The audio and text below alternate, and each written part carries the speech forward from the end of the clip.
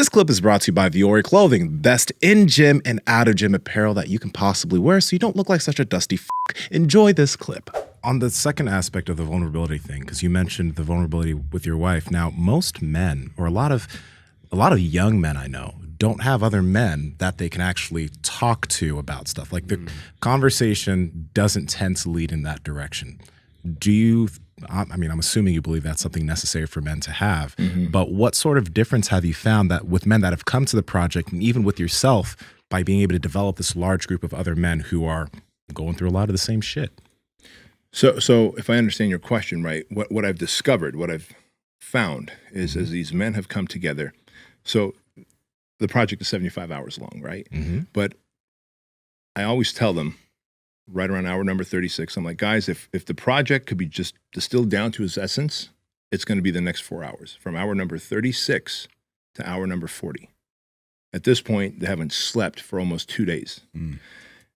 Strangers, right? Because these are all strangers that come from all over the world. We've had dudes come from almost like 9 different countries, including the U.S., 10th U.S.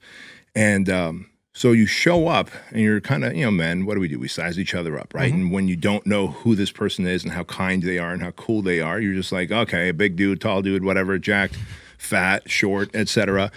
And they're all standoffish. That's how we roll.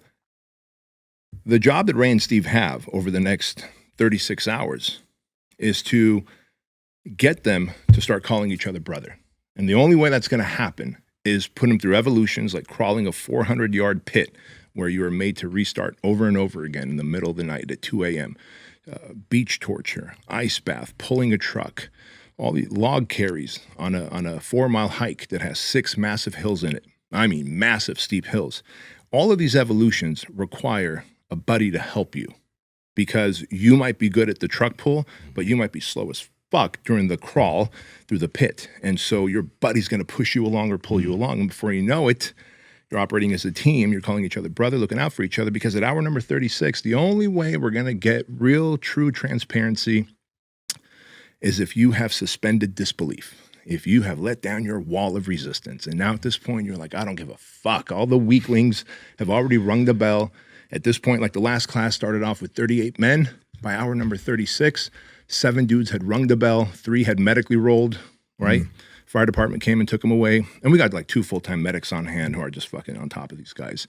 We keep them as hydrated as possible. We keep the electrolytes going, but the body does what the body does. But by hour number 36, we start the evolution called toxic cognitions.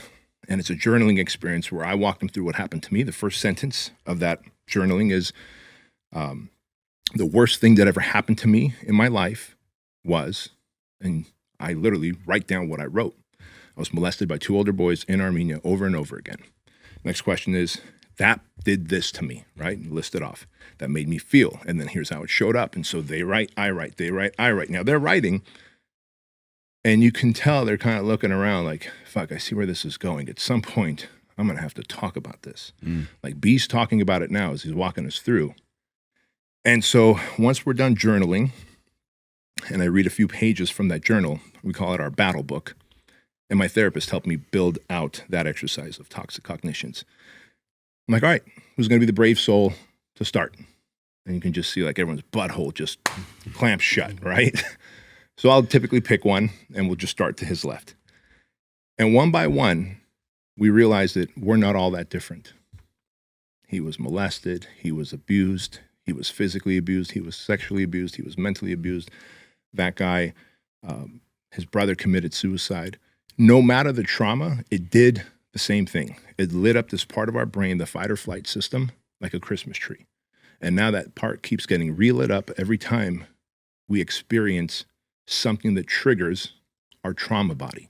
So if you've had trauma and you haven't processed through it, when something feels like a threat to you, you go back into that same state that you did, in my case, when I was 4, 5, 6 years old. That's your trauma body, right? You shut down. In my case, I would disassociate and go away. And my wife would tell me, like, are you even here? We're arguing. Do you even care about this marriage? We're arguing. But at that point, I was feeling the trauma. I was gone. I was physically in front of her, but gone. So as these men start talking about this and connecting, and they see that, holy fuck, we're all the same, what they don't realize is on the next page is the superpower that I've gained from what took place, what happened here. Let's not forget that every superhero that we watch, Spider-Man got bit by that spider and he gained superpowers. Every superhero has gained superpowers from something bad happening to them. My superpower from what happened to me as a child is that I've got a tremendous amount of care, vulnerability, empathy, and compassion for men. My wife, since the day we met and dated, she was like, because we met in the gym and I was a personal trainer in that gym, she goes, seems like all the broken men are attracted to you. I'm like, how do you know? She goes, well, all the broken men keep asking me out and I say no, and you seem to be the Pied Piper of broken men. She called me the Pied Piper of broken men while we were dating 22 years ago. Right? Yep. Turns out I was the king I was like the king broken man, right? And so as I've done the work, but had that not happened to me, I would not have been so open with dudes. I would not have taken the time to listen to them and cared. And so each of these dudes, when they flip the page and they continue to journal, they realize that what happened to them has also created a superpower within.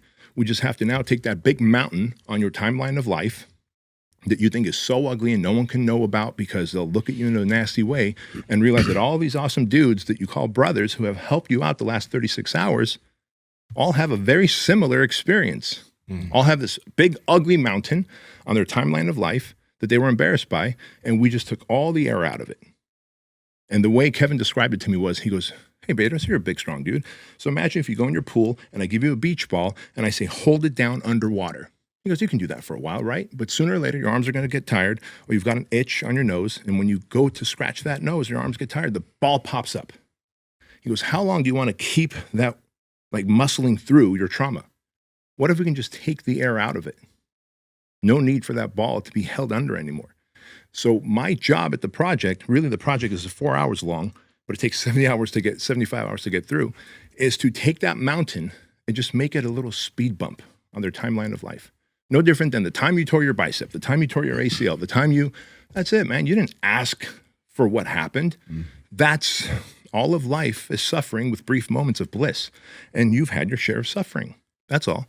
And so these men all of a sudden end up becoming force multipliers. They end up now going back to work and to their friends and to their kids and having better conversations, no more side conversations. I teach them how to hug. Hey, man, we hug belly button to belly button. That's how we hug. Yeah. Oh, you don't do no sideways hugs with your kids. You hug belly button to belly button. Line those parts up. Yeah, line those parts up. Exactly. I want a sword fight while we're hugging, right? Hey guys, if you like this clip, go ahead and comment down below and let us know what you liked about it. All right. Share this with a friend. Make sure to subscribe to the channel. And also, we are on Reddit and Discord. All that's down below. All our sponsors and everyone that supports us down below there too, so you can get whatever you like from us. All right. Peace.